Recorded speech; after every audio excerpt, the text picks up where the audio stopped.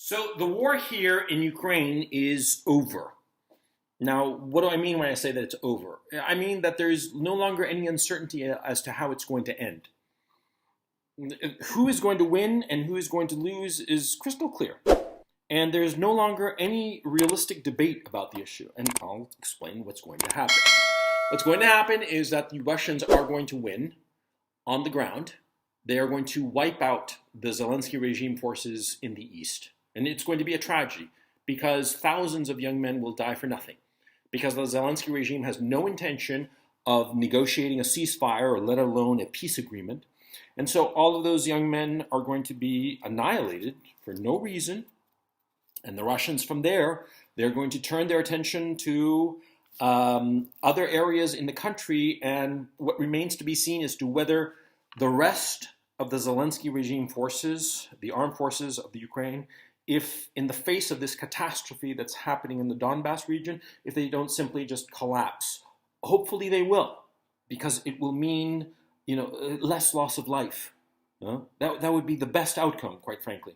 The worst outcome, of course, is that the Zelensky regime continues with its propaganda and convinces enough of the members of the Ukrainian armed forces to continue fighting pointlessly, because the Zelensky regime cannot win this. They cannot beat the Russians. There is no way that they're going to expel the Russians from Ukraine. It's simply just not in the cards, not anymore. And so the Russians are going to keep on grinding away, and they are going to take from Ukraine the Kharkov region, Lugansk, Donetsk region, everything, Mariupol, across the north shore of the Black Sea, all the way to Odessa, all the way to Transnistria. They are going to take it, and they are going to annex it. That is what's going to happen. And the Western powers think, foolishly, that they're going to be able to prolong a conflict that will weaken Russia by way of partisans in central and western Ukraine. I mean, they'll try to put partisans in eastern Ukraine. It's not really going to work because, in eastern Ukraine, they're ethnic Russians. They speak Russian. They feel themselves to be Russian. I personally know many people here in Kharkov who yearn to be a part of Russia, truly. And that's a fact. And I'm not making this up. I'm not saying this to, negatively propagandize anything or spread misinformation. No, it's the truth. I mean, it's just true. A lot of people in eastern and southern Ukraine do not feel Ukrainian. They feel Russian. Because they are Russian. They are ethnic Russians and they speak Russian, and Russia is their thing. They are Russian. And so in the south of current day Ukraine and the east of current day Ukraine, it's all going to be annexed by Russia. And what's going to remain is a rump Ukraine. Its capital will be Kiev, and it will stretch from the center of the country west, not quite to Lviv. Lviv will be taken over by the Poles. And the Poles, Poland is going to come up with some excuse that they're putting peacekeepers and whatever. But ultimately, the Poles are going to take their chunk of Ukraine. Galicia, what they consider to be theirs. See? Now, the Russians know all of this. They've already figured it out. They understand where this is all going. The only thing that they are concerned about at this point, and for the foreseeable future, is making sure that Western weapons do not enter Ukraine. Last night, there was this huge explosion in Odessa. I saw the video. It's quite spectacular. If I had better gear, I'd show you here. But you take my word for it, go on Twitter, you can find it fairly easily. It's actually on my Twitter feed, to tell you the truth. Anyway, it was this missile. It was at night, so you couldn't see it, but all of a sudden this missile hit, and it blew up, as missiles do. Yeah, a Kalibr missile or whatever missile that they were using, that the Russians were using. They shot it at Odessa. It blew up, and then a couple of seconds later, like 3-4 seconds later, a huge explosion engulfed the same area. I mean, it was enormous. And then there were secondary explosions. They hit a munitions depot. That's what they hit. But not just a munitions depot. They hit a cache of weapons, missiles, God knows what. They hit a shopping center in Odessa.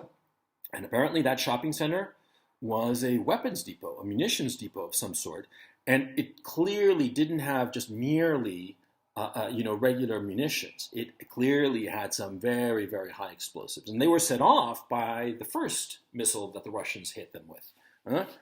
And so, you have to ask yourself, how many millions of dollars went up in smoke last night in Odessa? The West keeps sending weapons into Ukraine.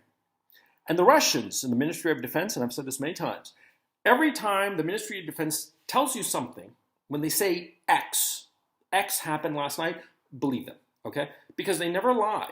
They might lie by omission. Something might have happened to them that they don't really talk about. But they never lie proactively. They never actively tell a lie, which is very clever on their part, because that way you know that you can trust more or less what they're saying. And they have been saying repeatedly that every day they are amping up their missile strikes. They are amping up their long-range attacks on different parts of Ukraine. They've hit the train systems, they've hit munitions depots, and they've hit every Western weapons delivery. Once it crosses the border into Ukraine, it's marked, and they hit it every time. And sometimes the Russians will wait. They'll let it go in, and they'll sort of like follow it to see where it goes, because of course they want to find out where the other weapons and munitions and whatnot are located. And once they know, then they hit it, and they blow up everything, like they did last night in Odessa. Now, the point of this video, and to explain, everybody knows how this war is going to end. It's going to end with the partition of Ukraine. And right now, the only thing that really matters is what is going to be the shape and destiny of the Ukraine that remains. Because it's very clear from the things that the Russians are doing right now, insofar as the territory that they have captured, they are looking to quickly annex it and bring it into the Russian fold. In Kherson, for instance, you already have to use rubles for regular commerce, to go to the supermarket and buy groceries and whatnot.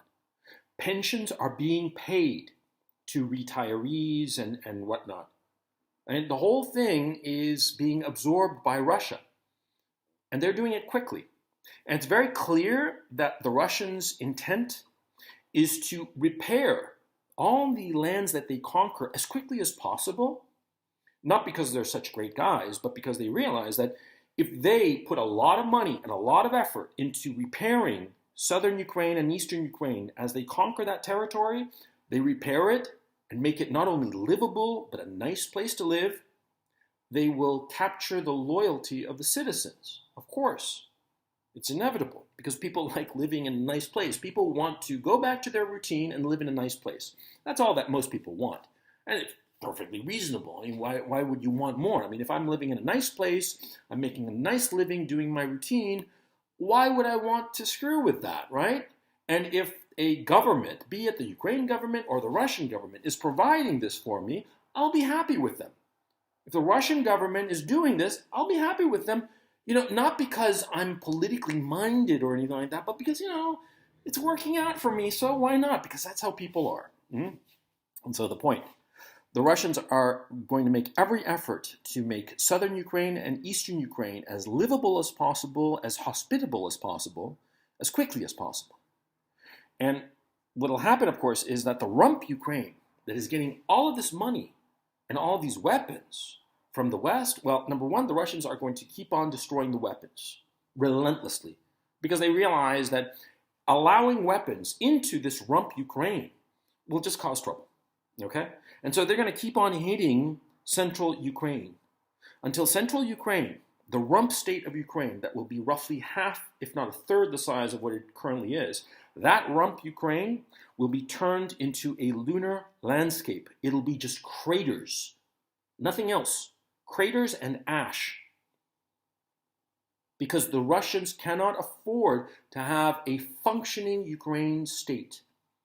At best, a puppet regime that keeps it kind of like, keeps things moving along. That's the best that they will allow. And because, you see, I say that the Russians will allow this, or that's the best that the Russians will allow, because, see, if you have the power to, from a distance, destroy anything in a country, then whatever happens in that country is because you're allowing it to happen. Mhm. And that's the reality. That's a geopolitical reality, whether you like it or not. Mhm.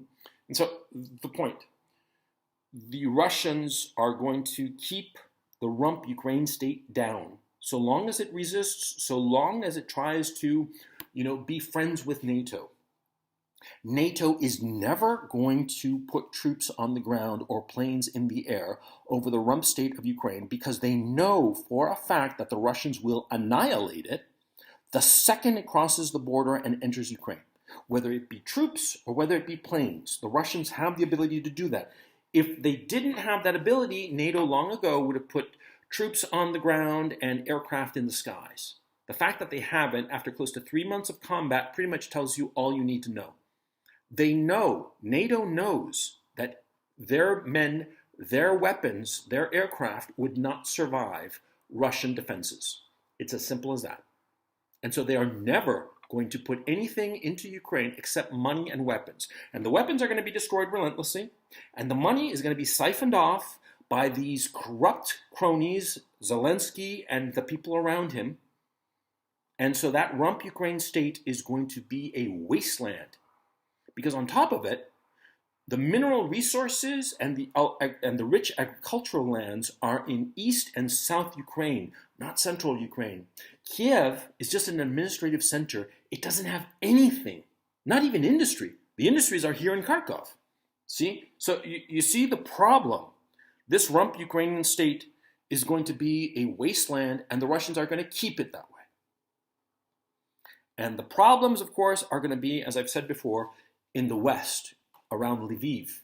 As the Poles take over Lviv, ancient Galicia, all the Ukrainian Nazis, the neo-Nazis, the crazy people, they're going to gravitate to the west of Ukraine, to Lviv. And they're going to cause all kinds of havoc to the Poles. And quite frankly, and realistically, and this makes sense, the Russians will help them, probably. Yeah. The Russians will probably help these crazy neo-Nazi nationalists, not only sending them to Lviv, but sending them with money and weapons to wreak havoc on the Poles that are invading.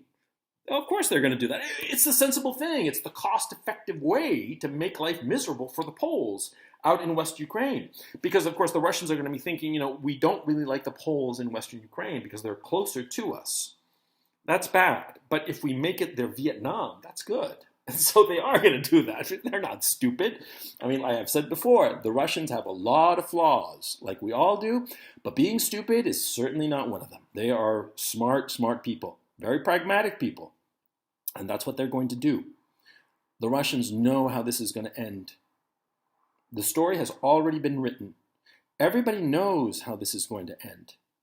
The only people who don't know are the people who are ill-informed and who are believing in the propaganda. The war is over. Now it's just the mopping up.